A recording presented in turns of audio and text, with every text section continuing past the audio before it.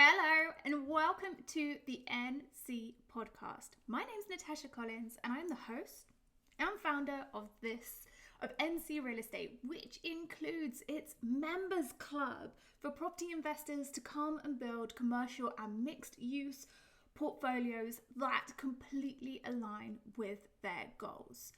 If you haven't yet registered for my webinar on the 22nd of February, you are going to want to do that.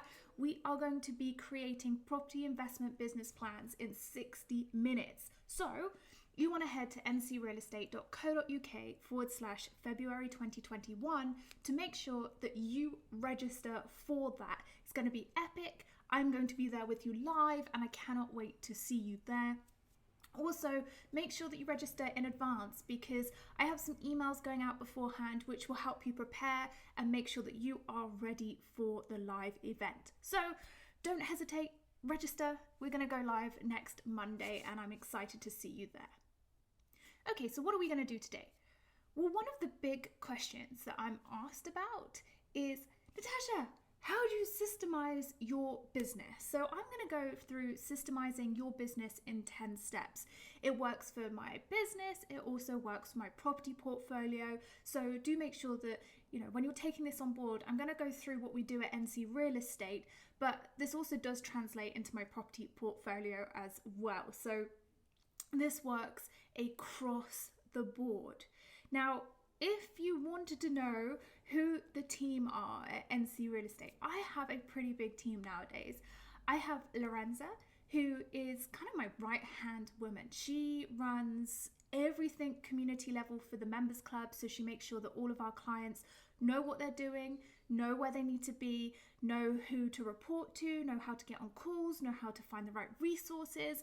That is what she is in charge of. As well as that, she helps me prepare for our live events and make sure that when we do the live events, you guys all know what to do on the events and looks after you, essentially. So she's basically in charge of looking after my community and my clients so that I can work really hard to make sure that everybody who comes into contact with us can build that portfolio that completely works for them. Next up, I have Diana, who does free marketing. So she looks after everything around posting to Facebook. So that's our group and our page, as well as Instagram, Twitter, and LinkedIn. As much as that sounds like she's got control of everything, what we tend to do is we meet up once a week. All of my team, Monday morning, we do co-working plus a team meeting and we look at what's going on, what do we want to showcase on our free platforms so that we can give our community the best. You get the best knowledge, you get up-to-date knowledge, but you also find out about us and what we are doing and what I'm doing. And you find that, especially on Instagram, it is a mixture of Diana and I. It's not always Diana posting. If you see any of the personal posts, like with my dog or my cat or at home or creating things, that is me. That really is me. And I am normally on Instagram. And everything else really kind of comes out around there. We build our content based upon what you're asking for. We don't so much have a really well built out strategy for the rest of the year, like a content creating strategy. We don't do that. We tend to build out our content around a monthly basis. We have rough things that we want to talk about on a weekly basis and on a daily basis, and Diana helps create that content and post it out.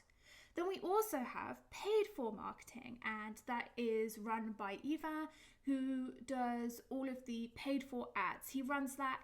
He makes sure that as many people as possible are seeing our awesome content, the videos, the podcast. That generates more traffic, that generates more engagement, and ultimately helps people who don't know about NC Real Estate find out about me and NC Real Estate and come and join the community, get involved with the free stuff, come and see what we're doing, all of that, because I really strongly believe that before you become a client of NC Real Estate, you want to get to know me, what I'm about, what I believe in, so So that's what Evan does.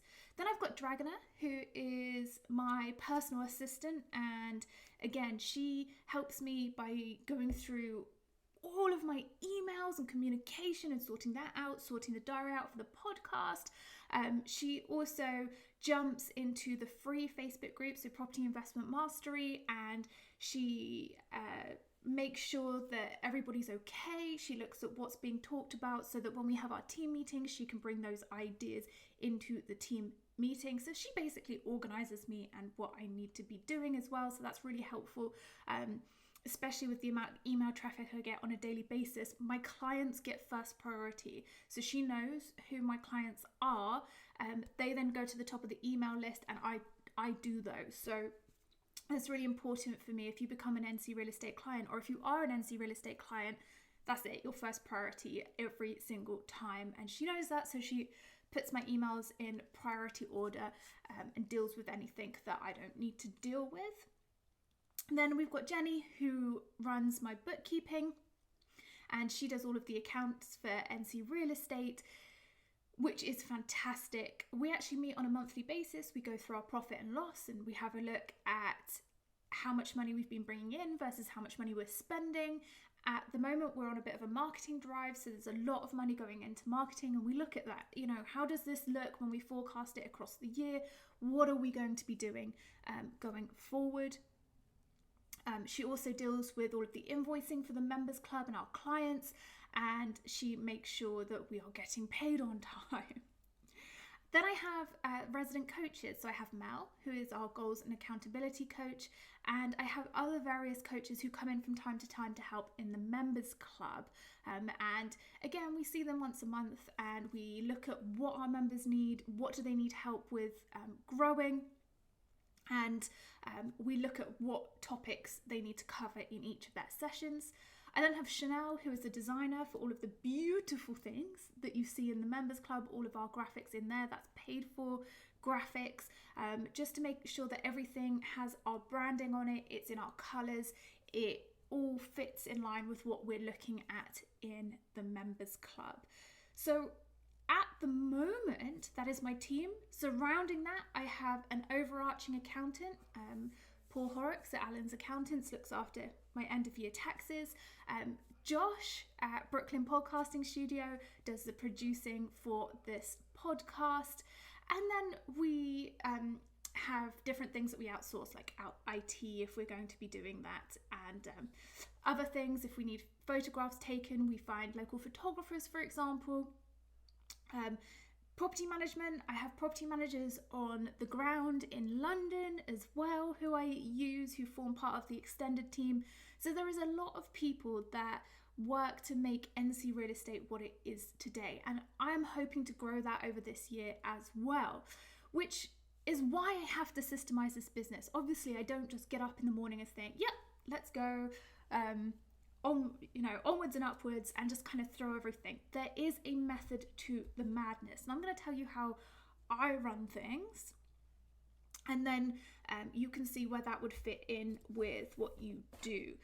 So first but foremost, I have to say that I have a day book, a day planner, which I get from Carrie & Co, and it's the Perfectly Planned Planner. And I love it because I can organize each of my days, what I'm trying to do, what I'm trying to achieve. Now, one of the big things is that at the start of the year, in the front of the planner, you can write out all of your goals for the year. And also I can reflect on what we did last year. What did we achieve? Where did we get to? What worked really well and what didn't work really well? So I can go through that at the beginning of the year and I map out all my goals. What are we trying to achieve in 2021? And we have big revenue targets this year. We also have big membership goals, and with that is obviously going to include additional employment because I need more people on the ground helping members. I firmly believe in a personal service, right? Even though it's a big members club, it's got to be personal. We've got to remember people's names. We've got to remember people's property portfolios. We want our clients to be part of our family, and I definitely make sure that I go out of my way to remember as best I possibly can everything that's going on all of the time is absolutely vital. So vital. And so I'm going to be keeping that service up. That's one thing. So that's our goals for the year. You must write down your goals.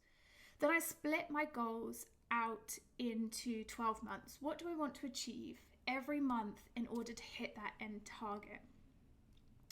Number 2 is I go through income and outgoings. What do I need to have coming in every single month so that I can spend money on making sure that business is growing? And I map that out. I have a cash flow strategy, and my members at this point are going to be laughing because, guys, how often do I go on about cash flow strategy for property investment? I also have a cash flow strategy for my business, and I use exactly the same cash flow strategy that I do for property investing as I do for my business. And I map all of the incomes and outgoings on a monthly basis. Plus, I have a cash flow chart at the bottom so that I can track how business is going to be growing and what we need to do in order for that business to grow. So that's really important. Number 3, I then look, is there any months where I fall into the minus and I need to raise additional capital in order to get me to that next level? So as I said, at the moment we're on a big marketing push, which means that we're spending more money than normal on marketing. I believe you have to spend money to make money.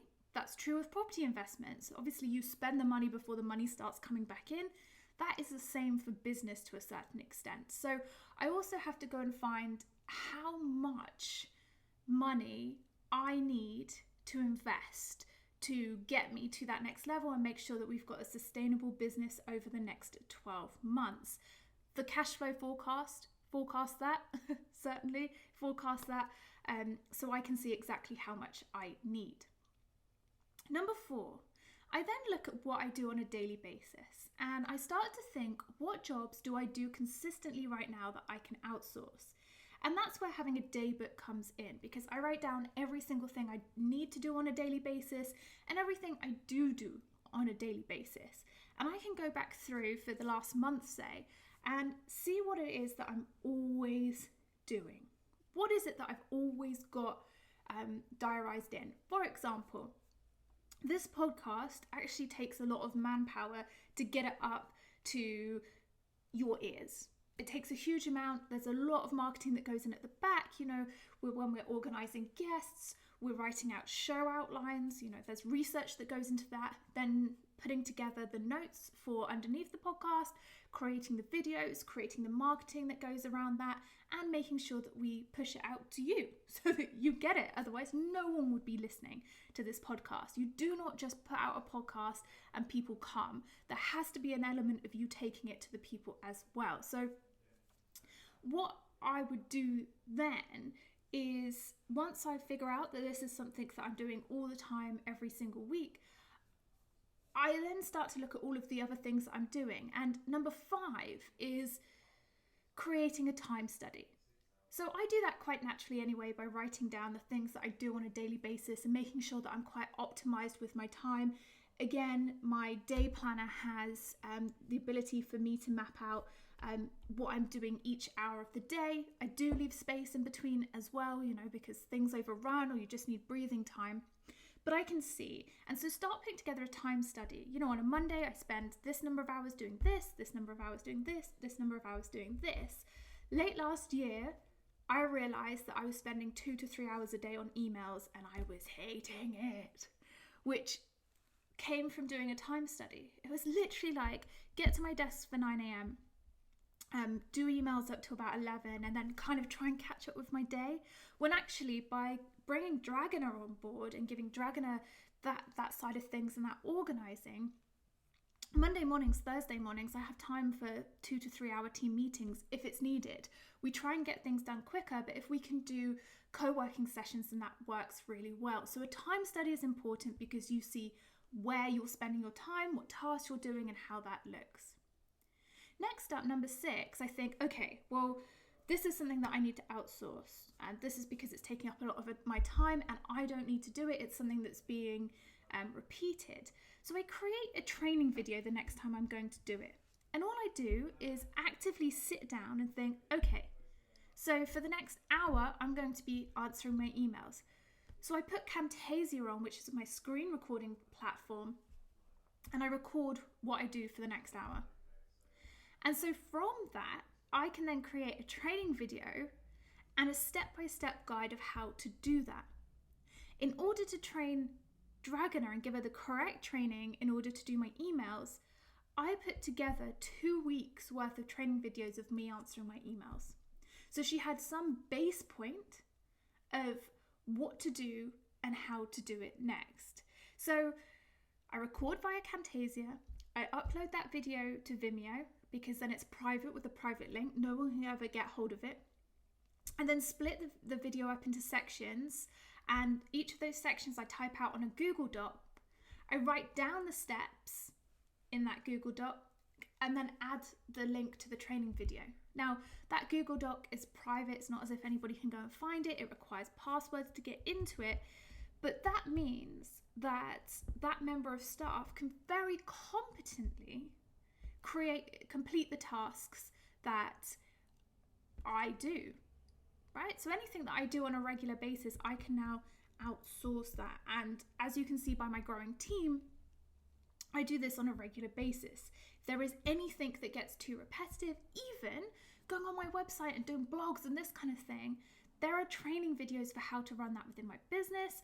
For accounts, I've got training videos of how to pay invoices, when to pay them, what date they need to be paid on, so that we can plan this all out for the month ahead, which is very important. So again, step 6 is create those training videos, and then you turn those training videos into a step-by-step process list.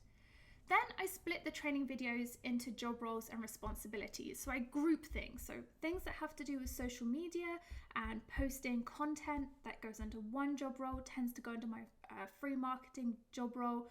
I actually call that brand expansion manager, because a brand expansion manager is all about posting out as much content as possible, and seeing, first of all, when you're posting out content, you're just trying to find out what resonates with people, and it's that happy balance between the thing that you enjoy putting out, but also the thing that your audience enjoy consuming, right? It has to be authentic to you. You're not going to be copying other people, but at the same time, it does have to go a long way to, getting someone else's attention. So that's really, really important. So yes, I split everything out into job roles and responsibilities. And then using that split, I create job descriptions and figure out how much I can afford to spend on each of those job descriptions. I mean, a job description is just a list of the jobs that you need to completing under the role. That is as simple as it is. I mean, the more detail it is, the better the higher, because they can see what it is that you're trying to do. Then I post the job description out and I do interviews. And if I post a job description out and I use Indeed and I use other VA sites, or I go to a VA that I might think, okay, they'd be really good for this, I do 3 interviews, and I make sure that I speak to the people who gut feeling feel like they would be the best person for the job. And so I make sure that, I've already got their covering letter and I've got information about them before I go and do the interview. But I do the interviews and I speak to them and I make sure that they would fit in with my team. Then I make the hire, because I feel like the onboarding process in the first 6 weeks is where you can find out whether somebody works within your team or they don't work within your team, right? They need to come and you need to try. So number 10 is then onboarding. And I have an onboarding document, which my friend Rach Cass, who's been on this podcast a number of times, created for me because she's very good at HR. And I have 6 weeks to get you to be that competent member of our team. Within that, there is a couple of options to meet with me every single week so that I can always keep up to date. We have a Slack group for everybody on the NC Real Estate team so that we can constantly be talking about what's going on and how we can build. But my job really now is, because I run a company that's successful and is growing, I have to be the leader and I have to take charge, but I must give time to my members of staff so that they can excel at what I've hired them to do. It gives them a chance to ask questions. It gives them a chance to feel seen by me. And if there's any problems, I can help them with it. Now, that is how I systemize my business, and that is how it is allowing me to grow. So start with goals, number 1. 2, look at your income and outgoings. 3, how much money do you need to invest to get you to your next level? 4, what jobs do you do constantly right now that you can outsource? ? Which leads to number 5, your time study, and you can do the time study over 2 to 4 weeks. 6, anything that you want to outsource, create training videos, record a task via Camtasia and upload to Vimeo, then split that up into sections and create a Google Doc to write the steps down, and then add that training video in. 7, split the training videos out into job roles and responsibilities. 8, create a job description and then figure out the budget. 9, hire the person, interview and hire. And then 10, the most important step, onboard. Make your new hire a part of your team, but also make sure that they are able to do their job competently. Takes about 6 weeks. Your job then is to become the leader and take charge. Really, really, really important. So that's it. That's systemizing your business. That works for your property portfolio. That works for any business that you're running. And certainly it works for me. And of course, we have to keep tweaking it. As we update things, training videos need to be tweaked and updated, but you can also get your team to help you with that. We have an NC Real Estate handbook, and my team puts their own training videos in there and update systems as well when they find easier ways of doing things. Your business doesn't stand still. You're constantly evolving. You're constantly looking at ways in which you can optimize things, make it efficient for everybody. I'm not of the opinion we need to be sat here for hours looking at our emails. I'm of the opinion we need to do the tasks that are asked of us, looking at growing the business, always that be the focus, but ultimately have fun with it and see what's actually the best way we can do it that's most enjoyable. So I hope that has been useful for you, eye-opening. I want to hear from you as well. Do drop me a note in the review section. Do leave a review. I'd love to have that. It really helps me and it helps this business. If you do leave a review, especially 5-star reviews, it helps other people find this podcast. But drop me a note. Is this useful? Has this helped you? How is this going to help change the way you run your business? I want to know. Either tag me at Natasha C. Collins on Instagram or email me hello@ncrealestate.co.uk. Let me know. I want to hear from you because your comments, your input always make this podcast better. Remember to sign up for the webinar on the 22nd of February. Again, ncrealestate.co.uk/February 2021. That's how to build your property investment business plan in 60 minutes. Thank you so much for listening to me today. I cannot wait to catch up with you again soon.